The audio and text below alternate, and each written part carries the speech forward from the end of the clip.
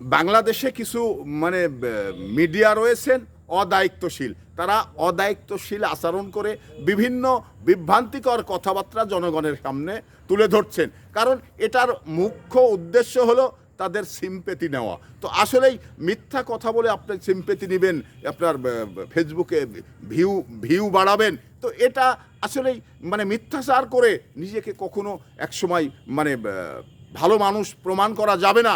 হয়তোবা মিথ্যা কথা বলে সাময়িকে আপনার কিছু মানুষ আপনাকে সমর্থন দিবে, কিন্তু পরবর্তী সময় যখন এটা মিথ্যাচারটা প্রমাণ হয়ে যাবে তখন কেউ কিন্তু আপনাকে মানে আর বিশ্বাস করতে পারবে না, সবাই কিন্তু অবিশ্বাস করবে। তো এটা আমি মনে করি যে একজন মানুষ হিসাবে আপনার দায়িত্ব রয়েছে সত্য কথা বলা। আল্লাহ কিন্তু মানুষকে মিথ্যা কথা বলতে নিষেধ করেছেন, তো নিষেধ করার পরেও আপনাদের মানে লাভে এবং আপনাদের লোভে আপনারা চেষ্টা করছেন মিথ্যা বলে জনগণের সিম্পেথি নেওয়া।